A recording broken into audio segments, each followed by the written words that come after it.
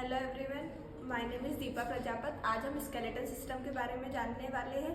Skeleton system होता है वो पूरा 206 बोन से मिलकर बना होता है। जो हमारा स्केलेटन सिस्टम है उसको दो भागों में डिवाइड किया गया है, एक्सियल स्केलेटन और अपेंडिकुलर स्केलेटन। जो हमारा एक्सियल स्केलेटन होता है उसमें टोटल 80 बोन्स होती है और जो हमारा अपेंडिकुलर स्केलेटन होता है उसमें 126 बोन्स होती है।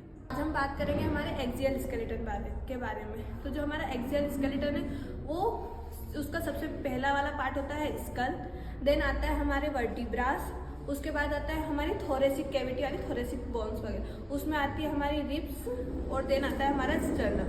तो आज हम सबसे पहले बात करेंगे स्कल के बारे में। तो जो हमारा स्कल है उसको दो भाग में डिवाइड किया गया, क्रेनियल और फेशियल।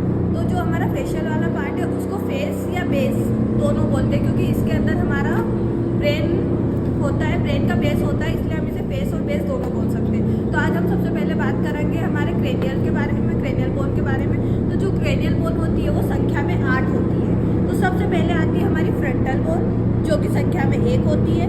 उसके बाद आती है हमारी दो पेराइटल बोन जो कि संख्या में 2 होती है। उसके बाद जो हमारी सबसे पीछे वाली बोन होती है वो होती है ओसिपिटल जो कि संख्या में 1 होती है।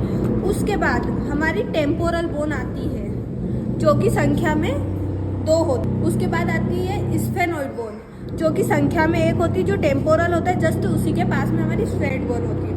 और उसके बाद आती है हमारी इथेमोइड बोन जो कि हमारी ऑप्टिक कैविटी होती है उसके अंदर होती है, वो इथेमोइड बोन होती है। अब देन हम इसके बाद बात करेंगे हम हमारे फेशियल बोन के बारे में। जो हमारी फेशियल बोन होती है वो संख्या में 14 होती है।